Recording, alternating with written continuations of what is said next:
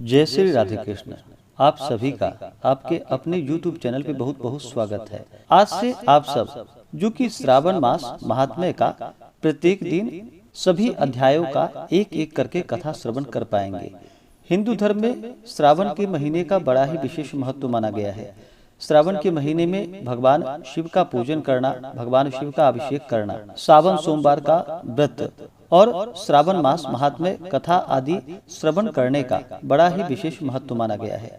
भगवान शिव, भगवान भोलेनाथ एक ऐसे देव हैं जो कि अपने भक्तों के ऊपर थोड़े से जल से ही प्रसन्न हो जाते हैं और अपना कृपा प्रदान करते हैं। भगवान शिव के भक्त इस महीने में अपने कांधे पे कांवर रख करके दूर दूर तक भगवान शिव को जल अर्पित करने के लिए जाते हैं। तो आप श्रावण मास महात्म्य में किए जाने वाले व्रत, उपवास, नियम आदि के बारे में इस महात्म्य कथा के द्वारा सभी श्रवण कर पाएंगे। तो आइए सुनते हैं श्रावण मास महात्म्य कथा में पहले अध्याय की कथा। तो बोलिए प्रेम से भगवान भोलेनाथ की जय, माता पार्वती की जय। कथा के अनुसार एक समय की बात है, शौनक ऋषि बोले कि हे सूत, हे महाभाग, हे व्यास शिष्य, हे अकल्मष, आपके मुख कमल से अनेकों आख्यानों को सुनते हुए हम लोगों की तृप्ति नहीं होती, अपितु बार बार सुनने की इच्छा बढ़ती जा रही है। तुला राशि में स्थित सूर्य में कार्तिक मास का महात्म्य, मकर राशि में माघ मास का महात्म्य और मेष राशि में स्थित सूर्य में वैशाख मास का महात्म्य और इसके साथ उन मासों के जो भी धर्म है उन्हें आपने भली भांति कह दिया। यदि आपके मन में इससे भी अधिक महिमामय कोई मास हो तथा भगवत प्रिय कोई धर्म हो तो आप उसे अवश्य कहिए, जिसे सुनकर कुछ अन्य सुनने की हमारी इच्छा न रहे। वक्ता को श्रद्धालु श्रोता के समक्ष कुछ भी नहीं छिपाना चाहिए। सूत जी बोले कि हे मुनियों, आप सभी लोग सुने, मैं आप लोगों के वाक्य गौरव से अत्यंत संतुष्ट हूँ। आप लोगों के समक्ष मेरे लिए कुछ भी गोपनीय नहीं है। दंभ रहित होना, आस्तिकता, शठता का परित्याग, उत्तम भक्ति, सुनने की इच्छा, विनम्रता, ब्राह्मणों के प्रति भक्ति, परायणता, सुशीलता, मन की स्थिरता, पवित्रता, तपस्विता और अनसूया, ये श्रोता के 12 गुण बतलाए गए हैं।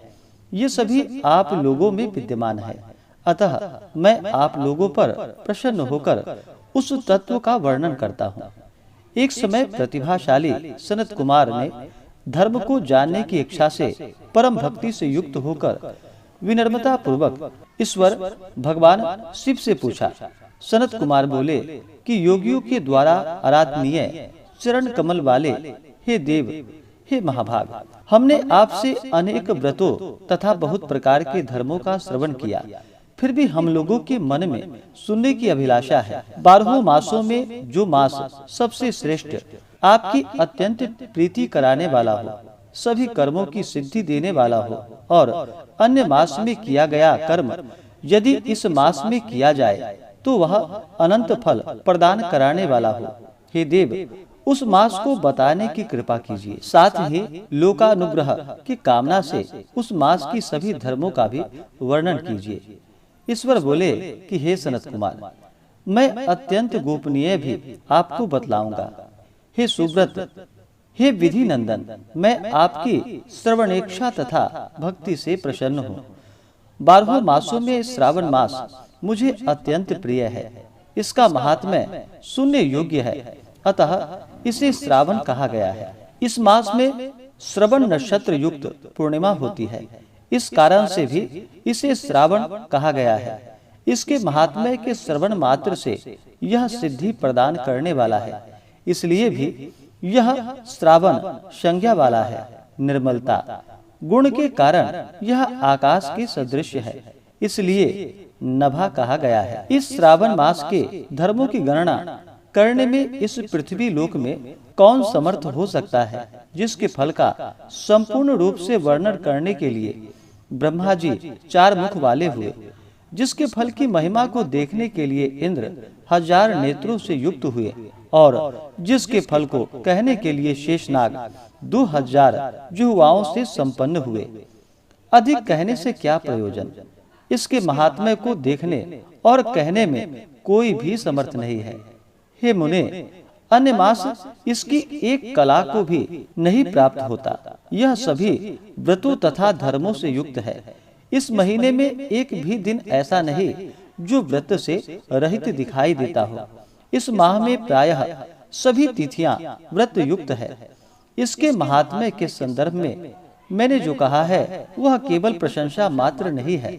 आर्तों, जिज्ञासुओं, भक्तों, अर्थ की कामना करने वाले, मोक्ष की अभिलाषा रखने वाले और अपने अपने अभिष्ट की आकांक्षा रखने वाले चारों प्रकार के लोगों, ब्रह्मचर्य, गृहस्थ, वानप्रस्थ, संन्यास आश्रम वाले को इस श्रावण मास में व्रतानुष्ठान करना चाहिए। सनत कुमार बोले कि हे भगवान, हे सत्तम, आपने जो कहा कि इस माह में सभी दिन एवं तिथियां व्रत रहित नहीं है, तो आप उन्हें मुझे बताएं, किस तिथि में और किस दिन कौन सा व्रत होता है, उस व्रत का अधिकारी कौन है, उस व्रत का क्या फल है, किस किस ने उस व्रत को किया, उसके उद्यापन की विधि क्या है, प्रधान पूजन कहाँ हो और जागरण करने की क्या विधि है, उसका देवता कौन है, उस देवता की पूजा कहाँ होनी चाहिए, पूजन सामग्री क्या क्या होनी चाहिए और किस व्रत का कौन सा समय होना चाहिए।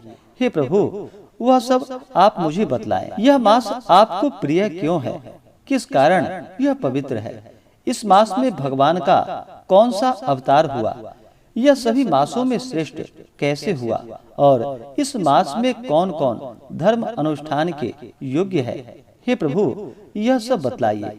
आपके समक्ष मुझ अज्ञानी का प्रश्न करने में कितना ज्ञान हो सकता है, अतः आप संपूर्ण रूप से बतलाइए।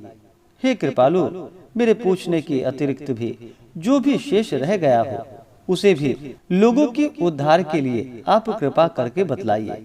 रविवार, सोमवार, भोमवार, बुधवार, बृहस्पतिवार, शुक्रवार और शनिवार के दिन जो करना चाहिए, हे विभु, वह सब मुझे बतलाइए। आप सबके आदि में आविर्भूत हुए हैं, अतः आपको आदि देव कहा गया है। जैसे एक की विधि बाधा से अन्य की विधि बाधा होती है, वैसे ही अन्य देवताओं के अल्प देवत्व के कारण आपको महादेव माना गया है। तीनों देवताओं के निवास स्थान पीपल वृक्ष में सबसे ऊपर आपकी स्थिति है।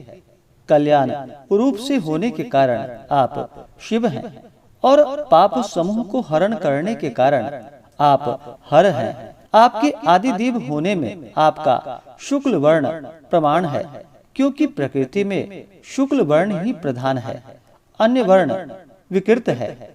आप कर्पूर के समान गौर वर्ण के हैं, अतः आप आदि देव हैं। गणपति के अधिष्ठान रूप 4 दल वाले मूलाधार नामक चक्र से, ब्रह्माणी के अधिष्ठान रूप 6 दल वाले स्वाधिष्ठान नामक चक्र से और विष्णु के अधिष्ठान रूप 10 वाले मणिपुर नामक चक्र से भी ऊपर आपके अधिष्ठित होने के कारण आप ब्रह्मा तथा विष्णु के ऊपर स्थित हैं। यह आपकी प्रधानता को व्यक्त करता है। हे देव, एकमात्र आपकी ही पूजा से पंचायतन पूजा हो जाती है, जो कि दूसरे देवता की पूजा से किसी भी तरह संभव नहीं है। आप स्वयं शिव हैं।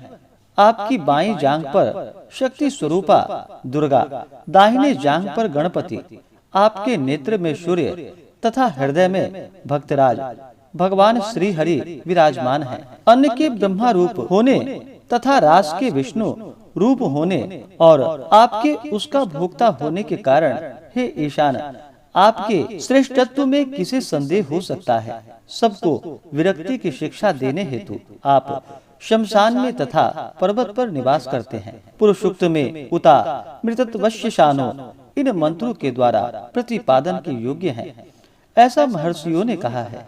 जगत का संहार करने वाले हलाहल को गले में किसने धारण किया? महाप्रलय की कालाग्नि को अपने मस्तक पर धारण करने में कौन सामर्थ है? संसार रूप अंधकूप में पतन के हेतु कामदेव को किसने भस्म किया? आप ऐसे ही हैं कि आपकी महिमा का वर्णन करने में कौन सामर्थ्य है। एक तुच्छ प्राणी में करोड़ों जन्मों में भी आपके प्रभाव का वर्णन नहीं कर सकता। अतः आप मेरे ऊपर कृपा करके मेरे प्रश्नों को बतलाइए। इस प्रकार से श्री स्कंद पुराण के अंतर्गत ईश्वर सनत कुमार संवाद में श्रावण मास महात्म्य में पहले अध्याय की कथा पूर्ण हुई। तो बोलिए प्रेम से भगवान भोलेनाथ की जय, माता पार्वती की जय। अगर आप सब इसी प्रकार से आगे के अध्याय को सुनना चाहते हो, हमारे चैनल पे अगर आप नए हैं तो चैनल को लाल बटन दबा करके सब्सक्राइब करें, साथ में बेल आइकन घंटी को दबाएं ताकि मेरे वीडियो का नोटिफिकेशन आपको समय से मिलता रहे। वीडियो को लाइक करें, शेयर करें। सुखी रहें और स्वस्थ रहें। जय श्री राधे कृष्ण। धन्यवाद।